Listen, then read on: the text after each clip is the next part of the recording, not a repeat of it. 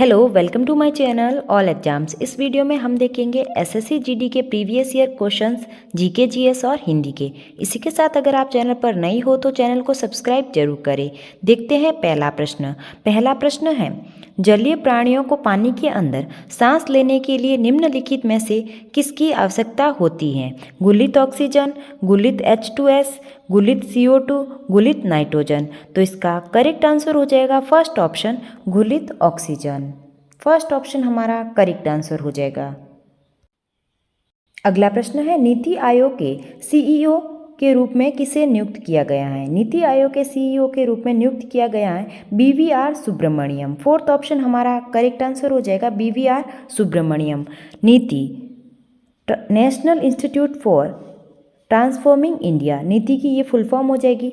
नीति आयोग की स्थापना हुई थी 1 जनवरी 2015 को। और इसी के साथ देखते हैं नीति आयोग के अध्यक्ष। नीति आयोग के अध्यक्ष हैं नरेंद्र मोदी और प्रथम उपाध्यक्ष थे अरविंद पनगड़िया और वर्तमान में उपाध्यक्ष हैं सुमन बेरी और सीईओ हो जाएंगे BVR सुब्रमण्यम। तो नीति आयोग के बारे में ये अन्य फैक्ट भी आप ध्यान में रख सकते हैं।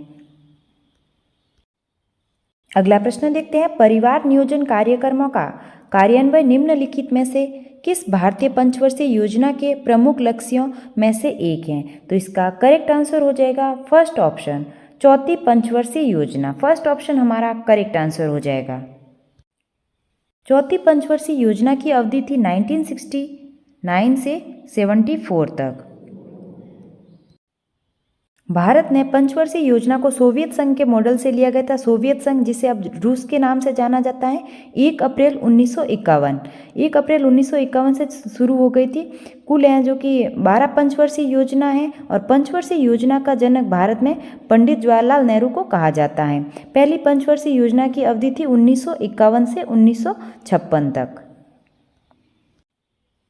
और 12वीं पंचवर्षीय योजना की अवधि है 2012 से 2017। अगला प्रश्न देखते हैं, किसने वर्चुअल माध्यम के द्वारा भारत की G20 अध्यक्षता के लोगो, विषय और वेबसाइट का अनावरण किया नवंबर 2022 में? तो इसका करेक्ट आंसर हो जाएगा सेकेंड ऑप्शन, प्रधानमंत्री श्री नरेंद्र मोदी के द्वारा किया गया था। सेकेंड ऑप्शन हमारा करेक्ट आंसर हो जाएगा। G20 का स्थापना वर्ष है 1999। G20 में 19 देश और यूरोपियन संघ और अफ्रीकी संघ शामिल हैं। G20 का 18वां सम्मेलन है जो कि भारत में हुआ था, नई दिल्ली में आयोजित किया गया था और इसका जो थीम था वो था वसुदेव कुटुंबकम। 2024 में जो कि 19वां सम्मेलन है वो रियो डी जेनेरियो ब्राजील में आयोजित हो रहा है। अगला प्रश्न है, जल्लीकट्टू निम्नलिखित में से किस त्योहार की एक विशेषता है? ओणम, बिहू, पोंगल, विशु। तो ये विशेषता हो जाएगी जल्लीकट्टू पोंगल की। थर्ड ऑप्शन हमारा करेक्ट आंसर हो जाएगा पोंगल। ये तमिलनाडु का एक त्योहार है। पोंगल और थाईपुसम, इन दोनों को आप ध्यान में रख सकते हैं तमिलनाडु से। और तमिलनाडु के न्यू ईयर को बोलते हैं पुंथेडू। विशु का संबंध हो जाएगा केरल राज्य से। केरल राज्य में विशु नववर्ष के रूप में मनाया जाता है। और इसी के साथ ध्यान रख सकते हैं तिरुचुरपुरम और मकरविल्लक्कू का भी त्योहारों का संबंध हो जाएगा केरल राज्य से। ओणम का संबंध भी हो जाएगा केरल राज्य से और बिहू का हो जाएगा असम से। अगला प्रश्न देखते हैं, भारतीय संविधान के निम्नलिखित में से किस अनुच्छेद का उल्लेख समानता के अधिकार के अंतर्गत किया गया है? तो इसका करेक्ट आंसर हो जाएगा फोर्थ ऑप्शन, उपाधियों का उन्मूलन। फोर्थ ऑप्शन हमारा करेक्ट आंसर हो जाएगा। समानता का अधिकार, समानता के अधिकार में अनुच्छेद हो जाएंगे 14 से 18 तक। अनुच्छेद 14 में दे रखा है विधि के समक्ष समानता। अनुच्छेद 15 धर्म, जाति, लिंग में भेदभाव नहीं। अनुच्छेद 16 में है लोक नियोजन अवसर में समानता। अनुच्छेद 17 में हो जाएंगे अस्पृश्यता, छुआछूत का अंत और अनुच्छेद 18 में हो जाएगा उपाधियों का अंत। तो ये सभी पॉइंट भी आप ध्यान में रख सकते हैं। अगला प्रश्न देखते हैं, तपन कुमार पटनायक ने निम्नलिखित में से किस नृत्य शैली में संगीत नाटक अकादमी पुरस्कार जीता है? तपन कुमार पटनायक, ये हमने कल भी प्रश्न देखा था। इनका संबंध हो जाएगा छऊ नृत्य से। सरायकेला छऊ से संबंध हो जाएगा तपन कुमार पटनायक का। थर्ड ऑप्शन हमारा करेक्ट आंसर हो जाएगा। सत्तरिया, सत्तरिया हो जाएगा असम का शास्त्रीय नृत्य। कुचिपुड़ी हो जाएगा आंध्र प्रदेश का एक शास्त्रीय नृत्य और ओडिसी हो जाएगा ओडिशा राज्य का शास्त्रीय नृत्य। अगला प्रश्न देखते हैं, भारत के प्रधानमंत्री की अध्यक्षता में केंद्रीय मंत्रिमंडल ने पीपीपी मॉडल पर कितनी ई बसों द्वारा सिटी बस संचालन को बढ़ाने के लिए एक बस योजना पीएम ई बस सेवा को मंजूरी दे दी है? तो इसका करेक्ट आंसर हो जाएगा थर्ड ऑप्शन, 10,000 ई बसों। थर्ड ऑप्शन हमारा करेक्ट आंसर हो जाएगा। अगला प्रश्न है, निम्नलिखित में से कौन सा भारत में अर्ध न्यायिक निकायों का एक उदाहरण है? क्षेत्रीय परिषद, अंतर्राज्यीय परिषद, राज्य उपभोक्ता विवाद निवारण आयोग या फिर सर्वोच्च न्यायालय? तो इसका करेक्ट आंसर हो जाएगा थर्ड ऑप्शन, राज्य उपभोक्ता विवाद निवारण आयोग एक अर्ध न्यायिक निकायों का उदाहरण है। अगला प्रश्न देखते हैं, निम्नलिखित में से कौन सा देश पश्चिम में भारत का पड़ोसी है जो एक महत्वपूर्ण सीमा साझा करता है और अक्सर भू राजनीतिक महत्व का विषय बना रहता है? नेपाल, श्रीलंका, पाकिस्तान, भूटान? तो इसका करेक्ट आंसर हो जाएगा third option, Pakistan. Third option हमारा करेक्ट आंसर हो जाएगा। अगला प्रश्न है, भारत में कौन सा नियामक निकाय नियमों के अनुपालन को सुनिश्चित करने के लिए माइक्रो फाइनेंस संस्थाओं की देखरेख और पर्यवेक्षण करता है? तो इसका करेक्ट आंसर हो जाएगा सेकेंड ऑप्शन, भारतीय रिजर्व बैंक, आरबीआई। आरबीआई इसका करेक्ट आंसर हो जाएगा। आरबीआई की स्थापना 1 अप्रैल 1935 को हुई थी। 1934 के एक्ट से यंग हिल्टन आयोग की सिफारिश पर इसकी स्थापना की गई थी और पहले इसका हेडक्वार्टर है जो कि कलकत्ता में था। फिर 1937 के अंदर मुंबई में आरबीआई का हेडक्वार्टर, तो वर्तमान में मुंबई में इसका हेडक्वार्टर है और इसका लोगो हो जाएगा ताड़ का वृक्ष। पहले इसके आरबीआई के पहले गवर्नर थे ऑसबॉर्न स्मिथ, और अगर पहले भारतीय पूछा जाए तो पहले भारतीय गवर्नर थे सीडी देशमुख। इतने पॉइंट आरबीआई के बारे में आप ध्यान में रख सकते हैं। अगला प्रश्न देखते हैं, भारत की 2011 की जनगणना के अनुसार जनसंख्या के अनुपात में 0.2% की गिरावट आई। इसका करेक्ट आंसर हो जाएगा थर्ड ऑप्शन, सिख जनसंख्या में। थर्ड ऑप्शन हमारा करेक्ट आंसर हो जाएगा। अगला प्रश्न देखते हैं, एक खेल के दौरान एक मानक आइस हॉकी टीम में कितने खिलाड़ी होते हैं? आइस हॉकी टीम में खिलाड़ी होते हैं 6। फर्स्ट ऑप्शन हमारा करेक्ट आंसर हो जाएगा 6 खिलाड़ी। और हॉकी में कितने खिलाड़ी होते हैं? 11। हॉकी, क्रिकेट और फुटबॉल इनमें 11-11 खिलाड़ी होते हैं और 7 खिलाड़ी होते हैं वाटर पोलो में, और पोलो में होते हैं 4 खिलाड़ी। 5 खिलाड़ी होते हैं बास्केटबॉल में और 6 खिलाड़ी होते हैं 6 खिलाड़ी वॉलीबॉल में। तो ये पॉइंट भी आप ध्यान में रख सकते हैं। अगला प्रश्न देखते हैं, बारदोली सत्याग्रह निम्नलिखित में से किस वर्ष हुआ था? बारदोली सत्याग्रह हुआ था 1928 में। थर्ड ऑप्शन हमारा करेक्ट आंसर हो जाएगा 1928। बारदोली सत्याग्रह की अध्यक्षता किसने की थी? वल्लभ भाई पटेल के द्वारा की गई थी। इसी के साथ आप ध्यान में रख सकते हैं 1922। 5 फरवरी 1922 को चोरा चोरी घटना हुई थी गोरखपुर में। अब देखते हैं 1924 से संबंधित कुछ। 1924 में हुआ था बेलगाम अधिवेशन जिसकी अध्यक्षता की थी महात्मा गांधी ने। अगला प्रश्न देखते हैं, भारत में शुंग वंश के संस्थापक कौन थे? शुंग वंश के संस्थापक थे पुष्यमित्र शुंग। सेकेंड ऑप्शन हमारा करेक्ट आंसर हो जाएगा, मौर्य काल के अंतिम शासक भद्रथ की हत्या करके पुष्यमित्र शुंग के द्वारा शुंग वंश की स्थापना की गई थी और इसकी राजधानी थी विदिशा। इसी के साथ देखते हैं शुंग वंश के अंतिम शासक कौन था? तो देवभूति हो जाएंगे अंतिम शासक शुंग वंश के।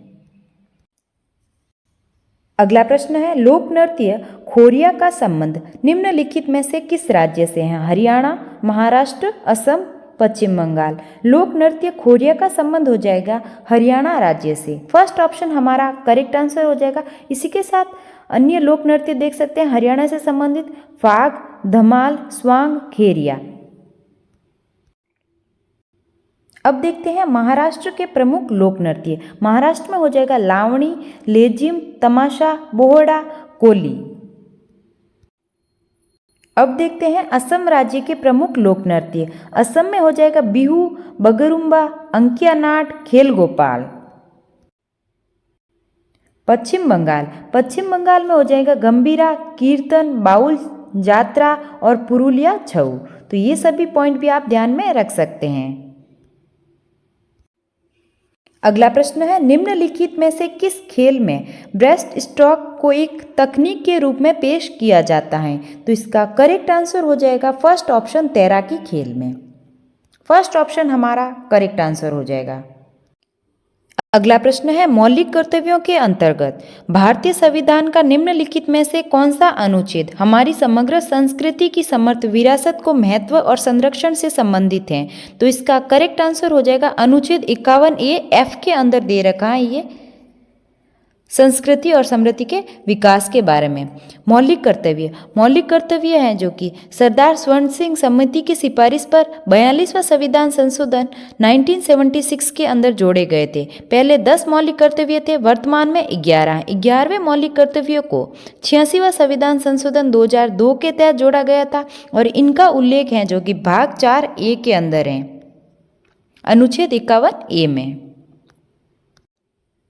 अगला प्रश्न है, खान मंत्रालय के आंकड़ों के अनुसार सोने के अयस्क प्राथमिक के सबसे बड़े संसाधन निम्नलिखित में से किस भारतीय राज्य में स्थित हैं? राजस्थान, पश्चिम बंगाल, कर्नाटक, बिहार। तो इसका करेक्ट आंसर हो जाएगा फोर्थ ऑप्शन, बिहार राज्य में। फोर्थ ऑप्शन हमारा करेक्ट आंसर हो जाएगा। अब देखते हैं हिंदी के प्रश्न।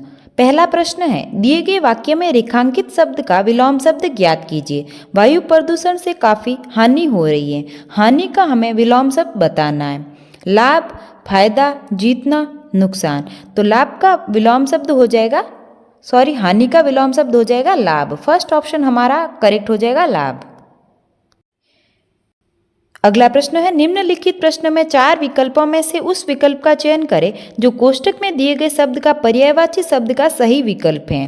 किसी ने सही ही कहा है कि एकता में शक्ति होती है। एकता का हमें पर्यायवाची शब्द बताना है। तो इसका करेक्ट आंसर हो जाएगा थर्ड ऑप्शन, सुमति। थर्ड ऑप्शन इसका करेक्ट हो जाएगा। अगला प्रश्न है, दिए गए वाक्य में रेखांकित शब्द का विलोम शब्द ज्ञात कीजिए। वह देश में है। देश का हमें विलोम शब्द बताना है। तो इसका विलोम शब्द सही हो जाएगा विदेश। फोर्थ ऑप्शन हमारा करेक्ट आंसर हो जाएगा। अगला प्रश्न है, दिए गए वाक्य में रेखांकित भाग के लिए उचित सार्थक शब्द का चयन कीजिए। रावेश होते ही सब उठ गए। तो इसमें करेक्ट सार्थक शब्द हो जाएगा सवेरा होते ही सब उठ गए। सवेरा इसका करेक्ट आंसर हो जाएगा। अगला प्रश्न है, दिए गए वाक्य में गलत वर्तनी ज्ञात कीजिए। प्रकृति का सौंदर्य देखते ही बनता है। तो इसका करेक्ट आंसर हो जाएगा सौंदर्य। सौंदर्य यहाँ पर गलत लिखा हुआ है, सही लिखा जाता है य के ऊपर र निकलता है। ये हो जाएगा सौंदर्य करेक्ट।